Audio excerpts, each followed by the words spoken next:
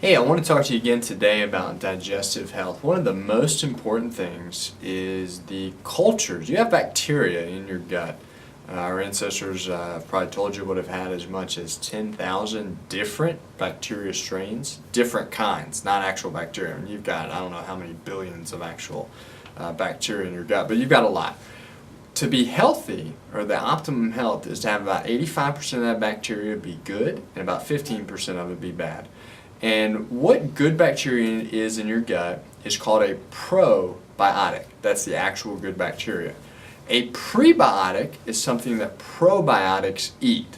Okay, tracking with me? So I like to think of it as kind of like wood and fire. A probiotic is the fire, a prebiotic is the wood you're putting on the fire.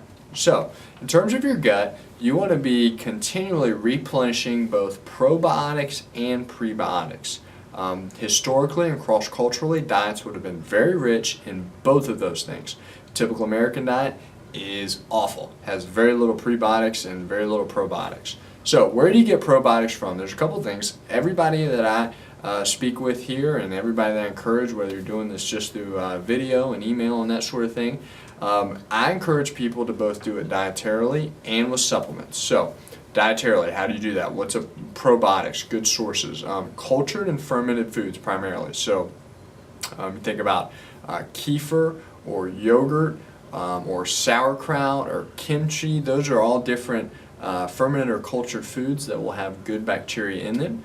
Prebiotics tend to be insoluble fiber is a prebiotic. So I'm not a big fan of whole grains, but raw fruits and vegetables, especially organic varieties, tend to have a lot of those prebiotics that you need for your body to just continually be creating a better environment for the good bacteria cultures in your gut to live. The other is I'm a big fan of Shaklee, and I'm not a big fan of probiotics that you would get almost anywhere else. Here's why. For a probiotic supplement to work, it has to get all the way to your colon. Okay, that's the end of the digestive tract.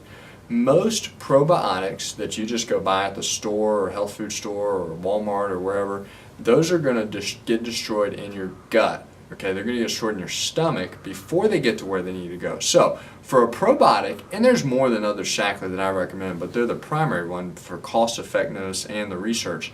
For a probiotic to get to where it needs to go, it has to make it through the stomach, has to make it through the small intestine, has to get all the way to the colon intact, and then be released. Shaklee has gone above and beyond in proving that their product actually does that. Not only is it triple patented to show that it actually gets to the colon, but they've actually done the research to show that once it gets to the colon, the bacteria release, and that's where. Now, how they did that research, I don't want to know, but they've done it. It's been published in peer-reviewed journals. So, Shaklee probiotic is extremely cost-effective.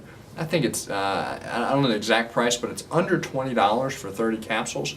What I tell people to do, if you have not been taking a probiotic and you've not been eating probiotic foods, then first start eating the foods and then supplement. Supplement for maybe a week or two every day. And then after that, a probiotic is something, as long as you're doing the foods with it, maybe 2 to 4, maybe 5 times a week, is a good thing to add into your supplement regimen. Shaklee also has a prebiotic, primarily made of inulin, and FOS, I'm not going to, some fructooliglyceride or something, I'm not even going to try to pronounce it correctly. But basically, the combination of those things are good prebiotics that are going to increase, again, the good bacterial cultures in your gut. So that's also a good supplement we recommend. I put it in shakes, I put it on just different things with fruit.